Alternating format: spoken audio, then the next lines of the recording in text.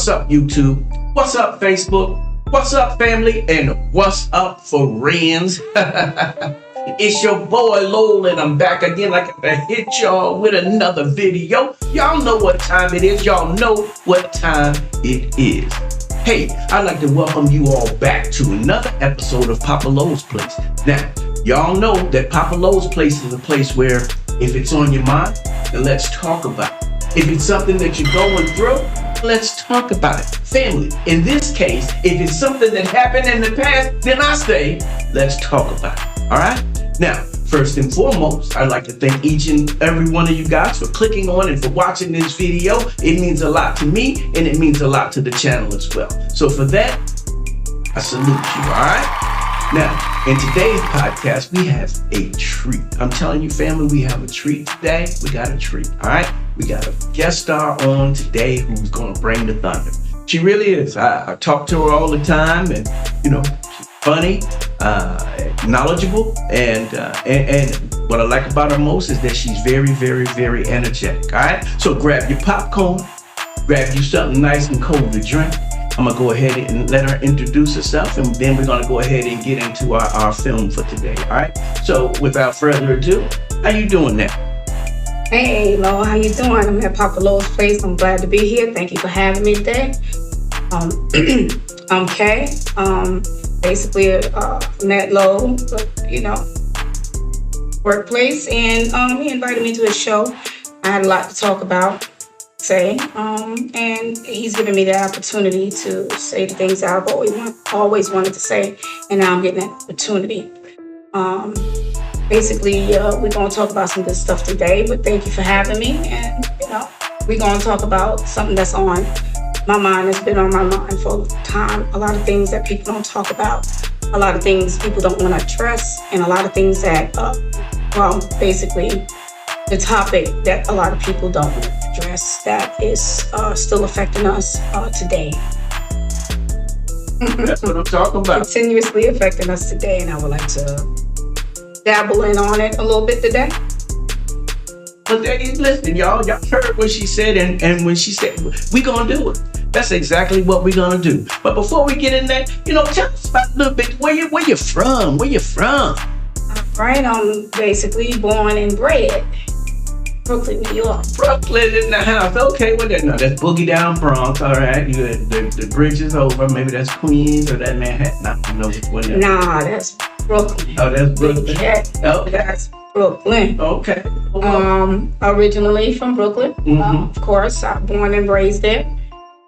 From there, a native of Bronx, 14-year native of Bronx, Boogie Down Bronx. Okay. Also, know a little bit about Queens. My family is from Queens. I have a sister from Queens. And before I departed to come down here in 2016, basically, I was up in Money Earning Mount Vernon. Not Money Earning. That's the home of Heavy D. Heavy D, right around the corner from Yonkers, which was Earl. Earl.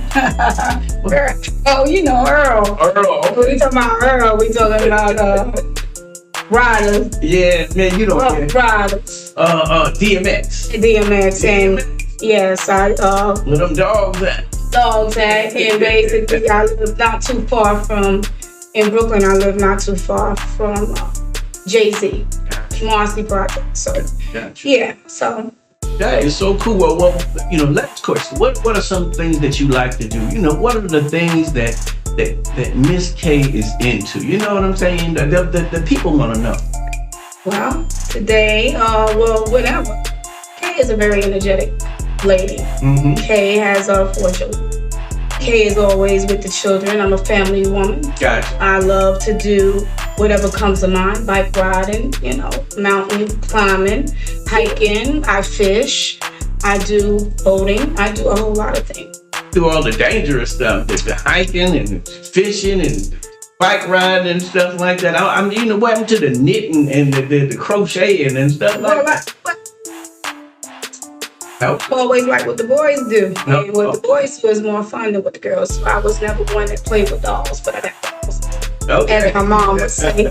My daughters, daughters are the dolls that I never had, and I love them to death. They're a set of identical twin girls. Okay. And I have 2 boys, and that energy is from within. I'm naturally energetic. I'm an outdoors girl. Gotcha.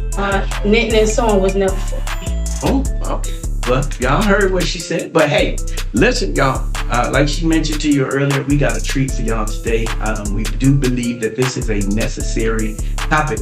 And I'm going to go ahead and introduce the topic for today. It's the Willie Lynch Letter, right?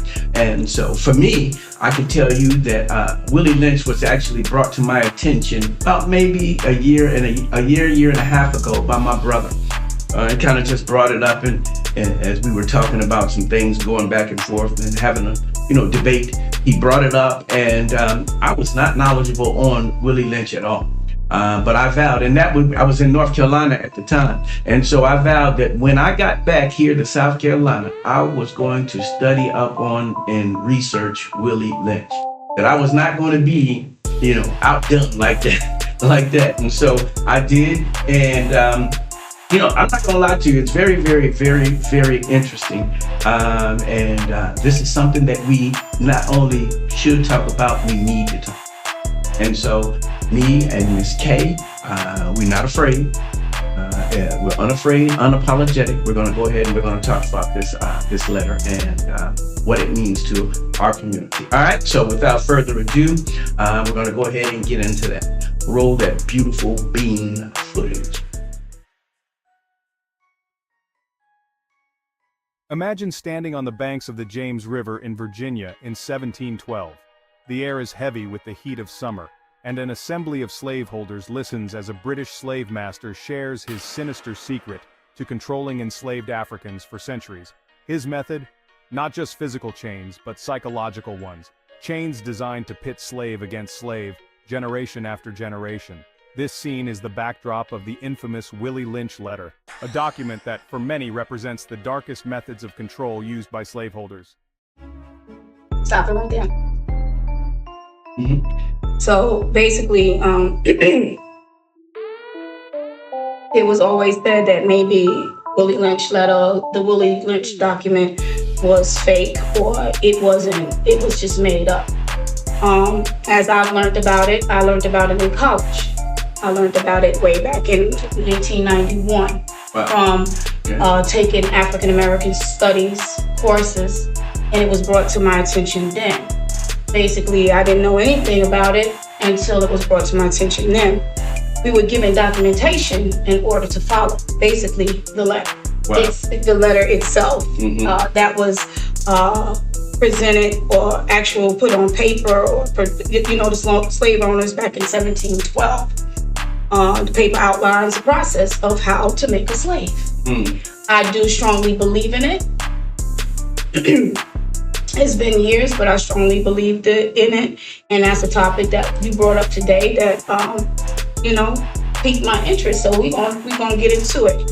Basically, a lot of people don't know, or they don't think about it. And a lot of our young people don't think about it and how it affects. Basically, Let's Make a Slave, or that Willie Lynch letter, it was a step-by-step process.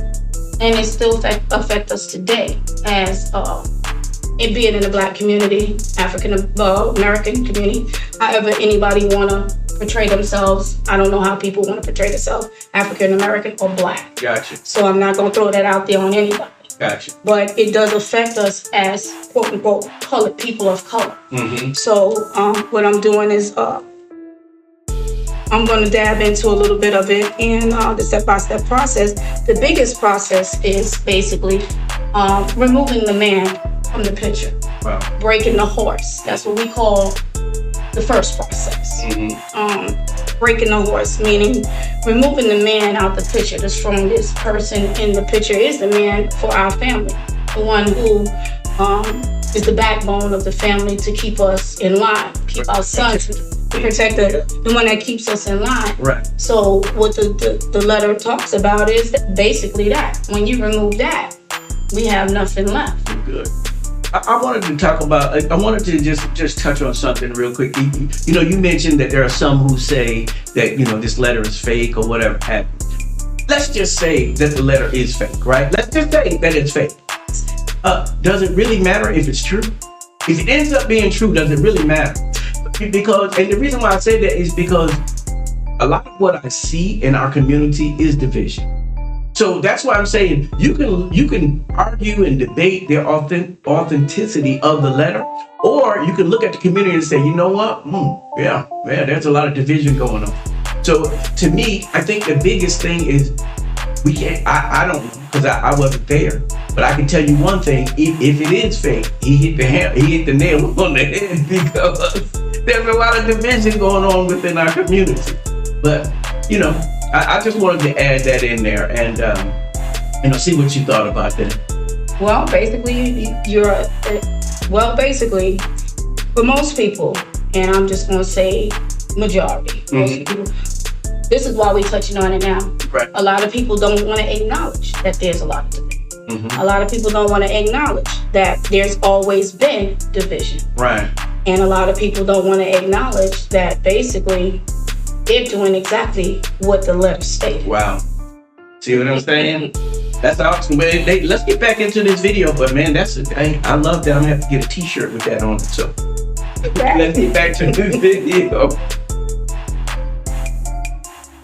But here's the twist. Historians say Willie Lynch may have never existed, and the letter itself may be nothing more than a hoax. Whether fact or fiction, the Willie Lynch Letter has permeated American consciousness since its emergence in the 1970s, sparking debates about its authenticity and its disturbing insights into the tactics used to divide and control African Americans. In this video, we will delve into the history of the letter, the controversy surrounding it, the figure of Willie Lynch, and the legacy of psychological manipulation that the letter reflects, whether real or fabricated.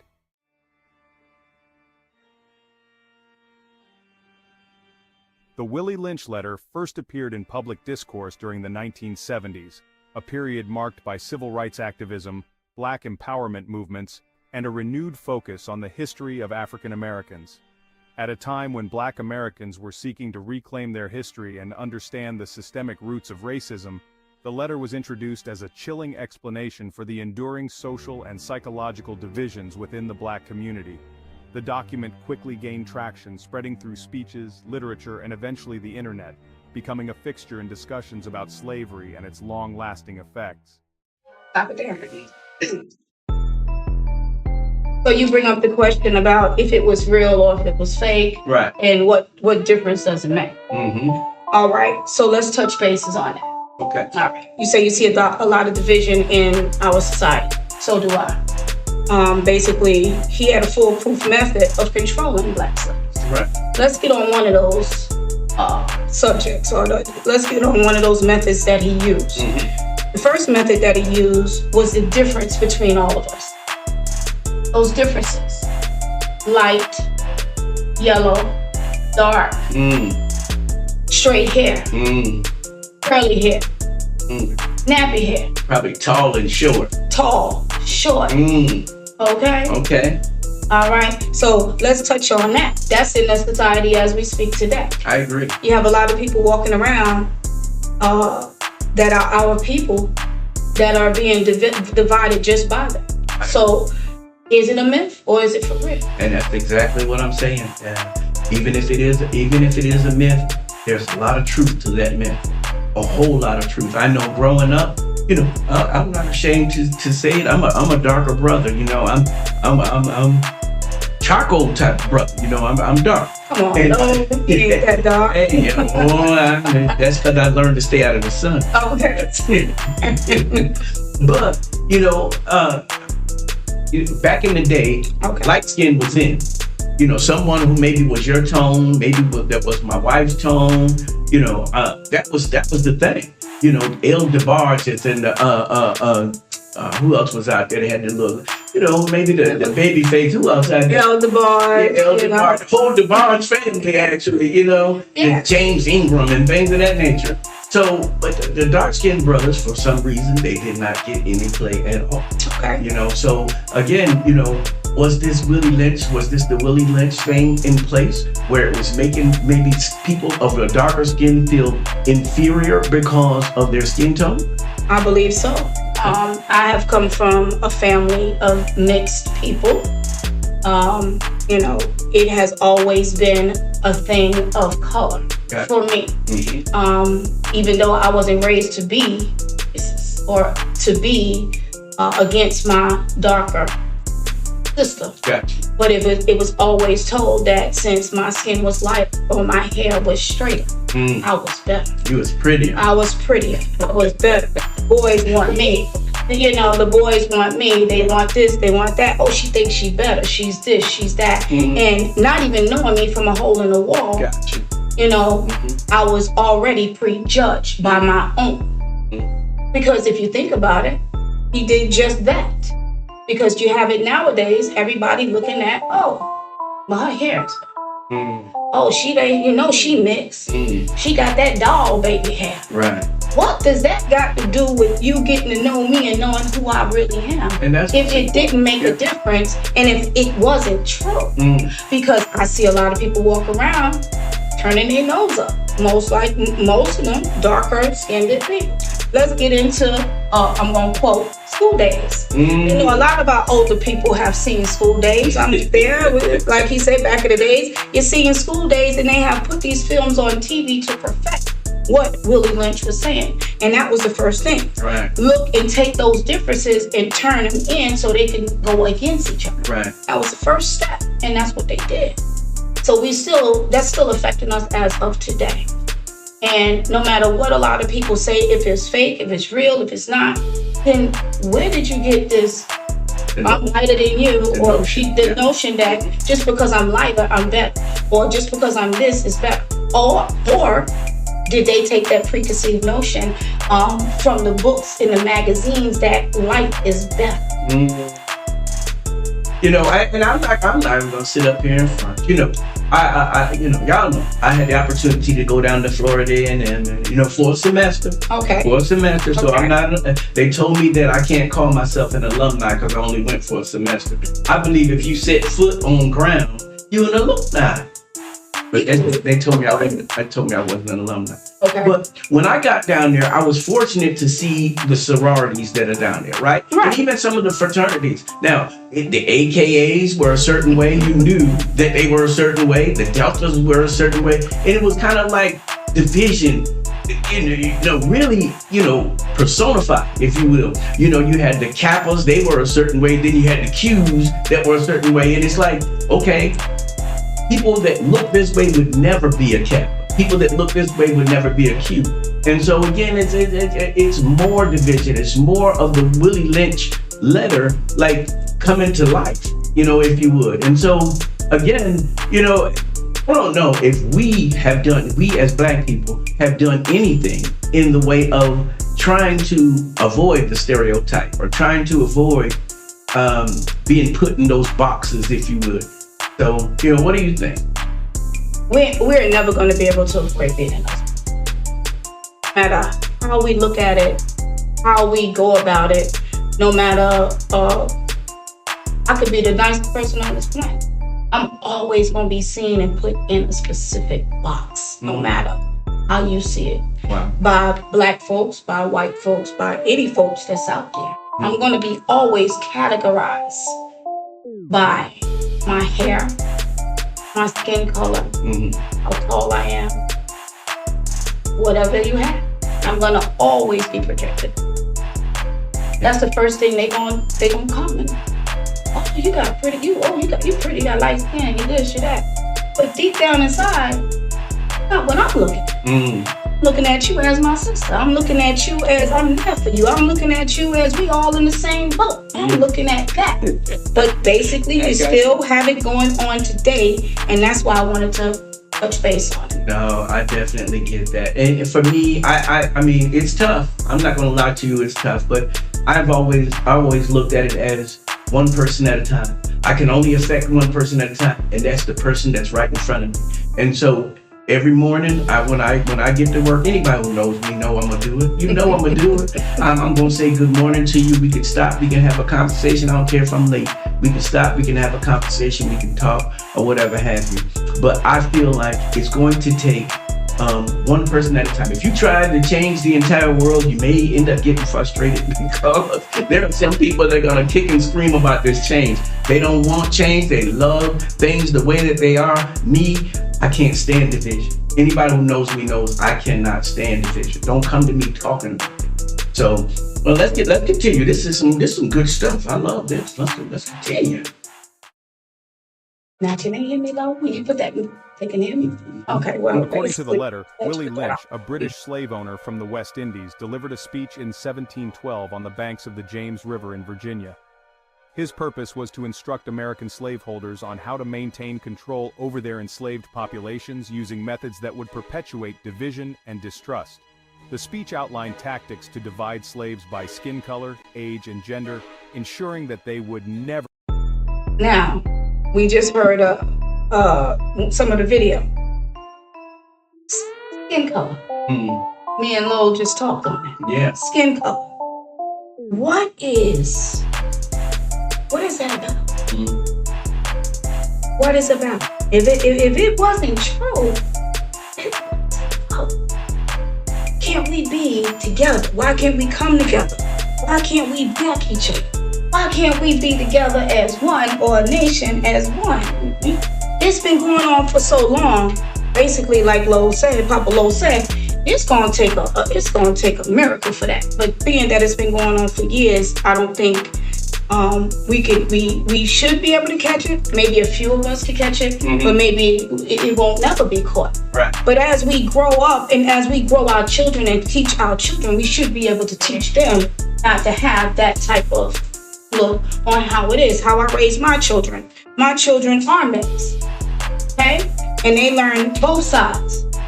But I have never taught them dark skin, light skin. And I will never bring that in my home because we are all brothers and sisters, and we are all under that color spectrum. So it don't make a difference. Yeah, at some point, I just thought that maybe it was like a form of bullying, maybe.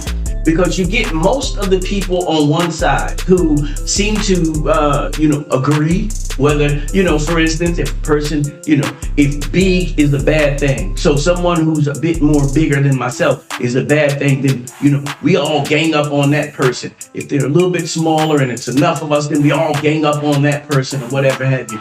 Dark people. See, it wasn't just one person that came up to me and that mentioned my skin tone. It was a few people, and usually they were in crowds or whatever have you. So sometimes I think that a lot of this is rooted in gang mentality. It's like, you know what?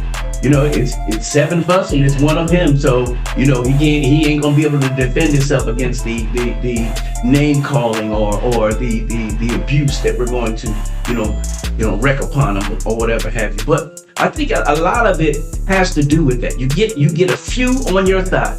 You don't have to get everybody, but you get a few on your side that are willing to capitulate and agree with what you're saying, and then it makes it kind of easier to put the plan into motion. But let me ask you though, are you talking about our people? Are you talking about people of color? Are you talking about all?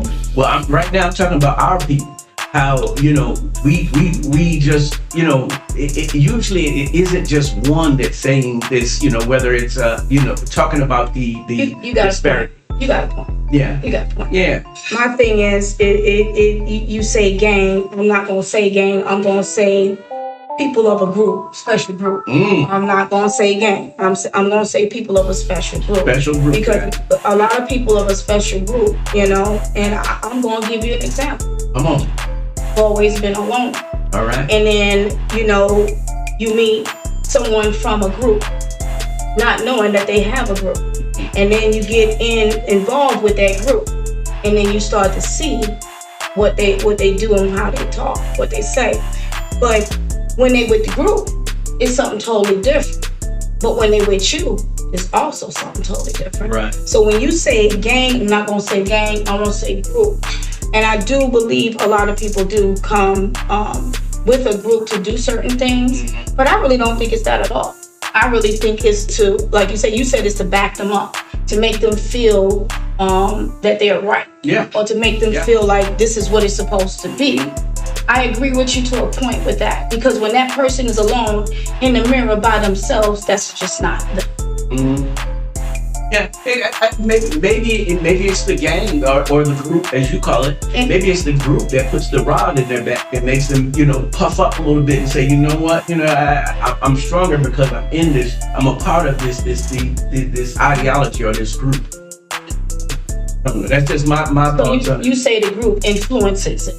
I think so. You think the group influences it? I think so. Because nowadays, think about it. I even had this conversation this week where now, we have light-skinned ladies who now say, light-skinned guys are not a thing anymore, that now they like darker-skinned guys. When I'm saying to myself, where was y'all at in the 80s? Where was y'all at? Now all of a sudden, and it's like contagious now. You talk to this, I like darker skin guys. Back in the day, tattoos wasn't a thing. I'm not gonna say it wasn't a thing, but let's just say that they weren't big. Okay. But now they want a guy with the tattoos. They gotta have a sleeve on you, and it's like it's contagious. Once one likes it, it seems like everybody likes it. I don't know. Okay, well, I'm gonna touch on that as well. That's why I said the Willie Lynch is perfect. It does describe everything that we do and what we go by in order to make ourselves seem better than what the next person is, or the next person of a different color. Because you need a group, you need that influence, you need that backing, you need this, you need that. First of all, if you are a genuine person and you stand 10 toes down on what you believe, a group, a gang, or anybody can't tell you to think and how to think and how to feel, or even change your mind on what it is that you like or what you don't like. So basically, I'm still going to call that the Willie Lynch style method, the Willie Lynch method of what we follow and how we break each other down on all levels, including color, including anything dating, including what they want, what they don't want. Right. You got to have all this influential backing. You can't be true within yourself. You can't be you because you always with them hide behind what they want because you want to fit in. So I'm still going to put that under Willie Lynch foolproof method of how he trained us to be, or how we follow things, or what was passed down from our ancestors onto us to make us feel like we got to do what they want us to do in regards to color, or in regards to who we pick or who we want or what we need or whatever it is. Right. I'm still going to put that under his methods. And like you said, he hit it on the head because we still are following those methods, but basically we're taking it a step further. I mean, I agree with that. See, so people often ask, they say, well, no, the government put drugs in the neighborhood, and they say, well, the government did this and the government did that.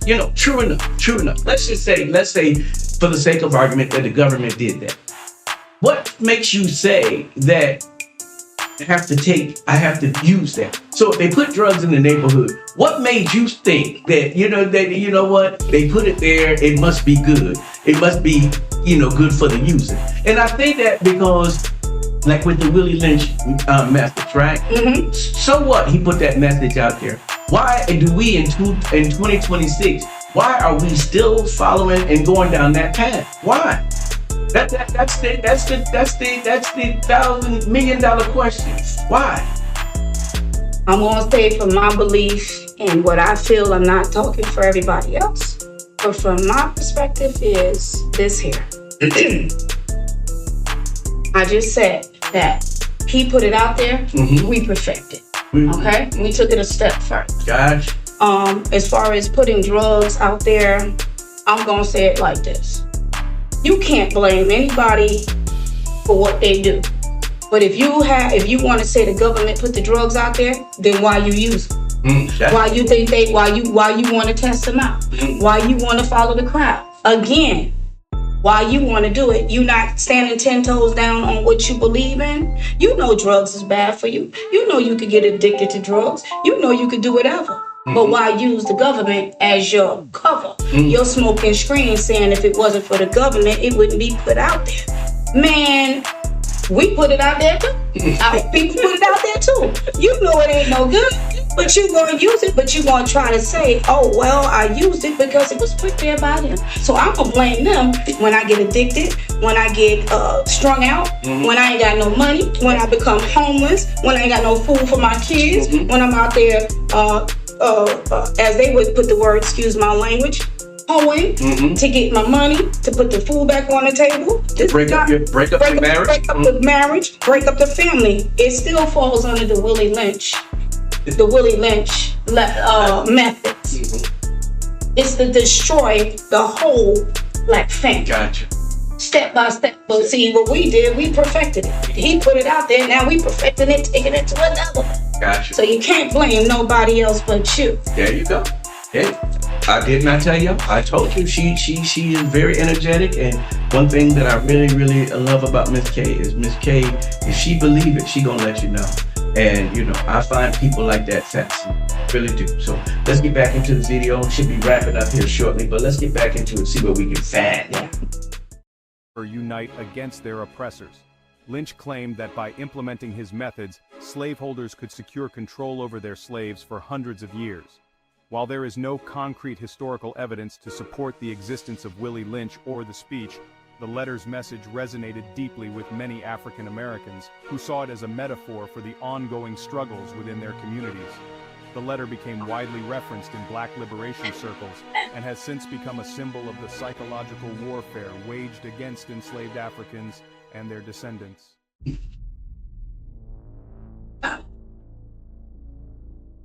Despite its popularity, the Willie Lynch Letter has been debunked by historians and scholars who argue that it is a fabrication. Several key factors point to this conclusion. First, there is no historical record of Willie Lynch, the speech he allegedly gave, or any documents from the early 18th century that reference such a method of control. In fact, the first known appearance of the letter was in the 1970s, more than 250 years after the date it was supposedly written. The language and tone of the letter also raise red flags. Scholars have pointed out that the letter contains anachronistic phrases and ideas, using terms and concepts that were not common in the early 1700s. For instance, the letter refers to self-refueling division, a concept more reflective. Let me say this real quick, because it's like the elephant in the room for me. But let me say this real quick. Who cares? Who really cares if fake or whatever happened? I said this earlier, but I think that I need to reiterate it. But who really cares? If it's true, then it's true. You know, I used to tell my kids all the time, you know, they'd say, well, Dad, you know, such and such is talking about me, da-da-da-da-da, whatever happened. And I said, well, tell me, is it true? Well, yeah, you know, then do something about it. Fix it. You know what I'm saying? If it's true, I could see if you mad about them telling a lie. I could see that. But you mad about them for telling the truth. It's a problem. That's a problem. And you have the ability to fix it. There's something wrong with that. Something wrong with it. Come on, Miss K, back me up on that. Well, you stated that basically they was telling the truth. Come on. Well, you're right. Who cares? All right. Willie Lynch did right. But is it true? That's the way I feel. That's the question. But is it true? Is it true? He didn't write. All right. So if it came about in the 70s or whatever have you, if it's not true, then basically, why is all this stuff happening?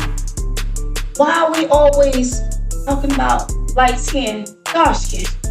Why are we always talking about men with tattoos? Oh, I want that man. I want this man. Why are we always talking about blaming everybody else? I just want to say this, and I'm gonna wrap it up. We might have to have a session 2, but I think that would be definitely good. Go ahead. We gonna wrap this up, and I'm gonna say this before I leave. Everything that me and Papa Lo have talked about, whether it's fake or if it's real or if it's not real, Why is it still happening in society? Why is it still an issue? Why is there still division? Why is there still things happening if it's not the truth? Let's touch base on it, like he said. So if it's the truth, if it's the truth, then let's address it. Let's get it out there. Let's see what it is. If you guys have questions, put them in there. I would like to hear it. I would like to hear what you got to say. I would like to answer your questions. And basically, I would never have done this, but I'm going to sit here and I'm going to do it. Let's make a slave. Whether it's true or if it's fake. All these methods have divided us in this little packet, in this little letter. Whether he wrote it or if a phantom wrote it. Why are we still suffering from division today? Due to the lack thereof of blaming everybody else for what's happening with us. I do understand one thing. If we go out there and we try our best, yeah, there is a ceiling, but there's a way around the ceiling. The way around the ceiling is to come together and stop trying to break each other down so we could get what we was before. And this time, like, what was that, Papalo, the Wall Street that we built, and it was okay, and they burned it down. This time they won't be able to burn anything down if we unite and stand strong and do all those things if we believe. But we are so in that mentality of the crab barrel, we can't see past nothing else. So I'm going to sit here and say again, whether it's fake or if it's real, who knows?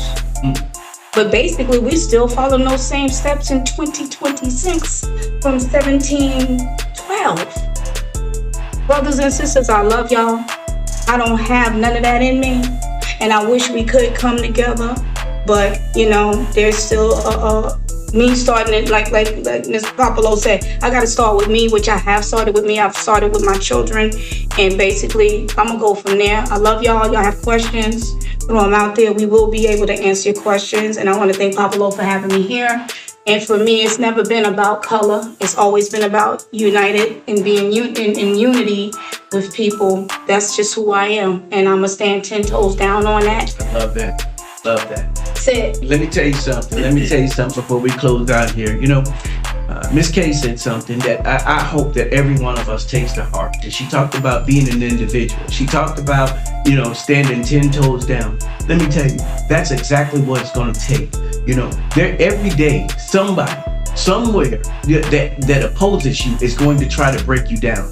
They're going to try to get you to co-sign with whatever it is that they're talking about, or whatever avenue that they're taking, or whatever. They're going to try to get you, whether it's through ridicule, whether it's through maybe getting you fired, whatever ways. People will use the most weirdest ways in order to do that. What I'm telling you to do today, family, is to stay 10 toes down. Stand strong. And I'm gonna give you one way you can do that.